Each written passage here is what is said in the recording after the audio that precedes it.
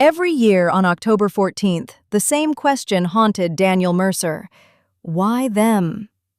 5 years had passed since the crash, his wife Emily, his son Noah, his daughter Sophie. A drunk driver crossed the center line on a rainy evening, ending 3 lives before Daniel even reached the hospital. People tried to comfort him. They're in a better place. God has a plan. Everything happens for a reason. Each sentence felt like another wound. If this was God's plan, Daniel wanted nothing to do with him.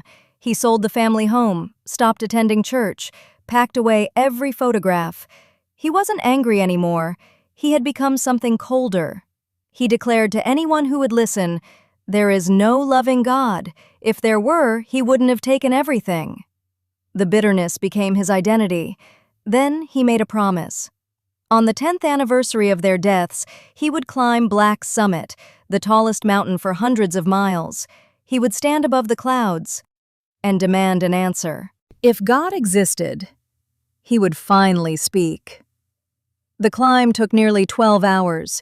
Rain rolled across the cliffs, wind screamed through the rocks, clouds swallowed the sun. By evening, Daniel stood alone at the peak. The world beneath him looked impossibly small. He removed the framed photograph he'd carried in his backpack. Emily smiling, Noah missing his front tooth, Sophie holding her favorite stuffed rabbit. The last picture ever taken together. His knees buckled. The tears he'd buried for 10 years finally came. Then he looked toward the heavens. His voice echoed through the storm. "Where were you?" Thunder rolled. "You took them!" Another flash. "You call yourself loving?" Wind tore at his jacket. "I needed them!" His words became screams. "They were innocent!" "What kind of father steals children? Answer me!" His voice cracked. "I'm still here. I'm the one suffering. I'm the one who has to wake up every morning alone." He fell to his knees. "If you're real, say something." Silence. Only rain. Only thunder. Only grief. He laughed bitterly. "I knew it. There is no one listening." He spread his arms toward the sky. "If you're there, strike me down!" Lightning exploded across the mountain. A blinding white light swallowed everything. Daniel never felt the impact. Only warmth. Not heat. Warmth. Like sunlight after years of winter. Then, silence. He opened his eyes. He stood in an endless meadow. The grass moved without wind. The sky glowed without a sun. Every color seemed more alive than anything he'd ever seen. A familiar laugh drifted across the field. "Daddy!" His heart stopped. Noah, running toward him, exactly 8 years old, exactly as he remembered. Daniel dropped to his knees. "No." Another voice. "Dad!" Sophie raced behind her brother. Emily followed, smiling through tears. Daniel collapsed into them.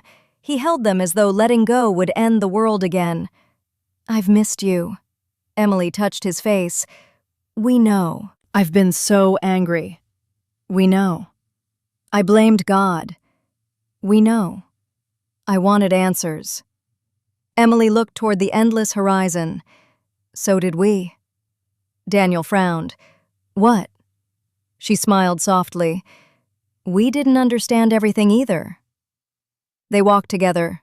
No clocks, no pain, no fear, only peace. Finally, Daniel asked, "Why did God let this happen?" Emily looked at him carefully. "I don't know." He blinked. "You don't?" She shook her head. "No. No one here pretends tragedy is good. We only know that God never stopped loving us through it." Daniel stared in disbelief. "But everyone said it was his plan."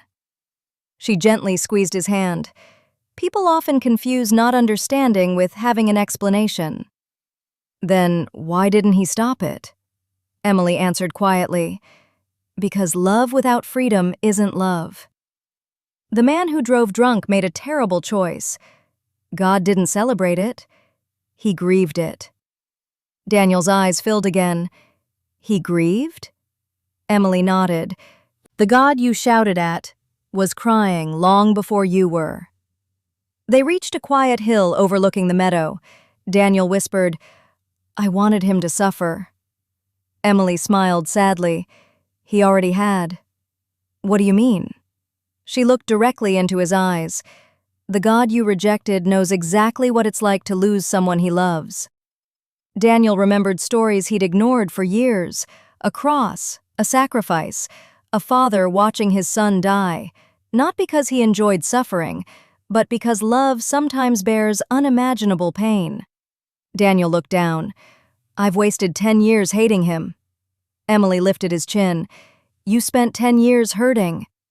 There's a difference. The light around them began to brighten. Daniel suddenly understood.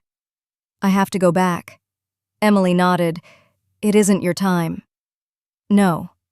I don't want to leave. Noah hugged him tightly. You'll see us again. Sophie smiled. But until then, Emily finished the sentence. Live. Another flash of brilliant light. Rescue workers found Daniel lying 20 feet from the summit. His clothes were scorched. The rocks around him had exploded from the lightning strike. The doctors couldn't explain how he survived. They called it a miracle. Daniel never argued. He didn't suddenly have every answer. He still missed his family every day. Grief didn't disappear. But neither did hope. When people asked what happened on that mountain, he never claimed to understand every mystery. He simply smiled and said, I climbed that mountain demanding an explanation. I came back with something better. What? Daniel would look toward the sky. Not every question receives an answer. But sometimes, a broken heart receives a companion. And for the first time in many years, that was enough. If you enjoyed this short story, send us a like and please subscribe to our channel. Thank you.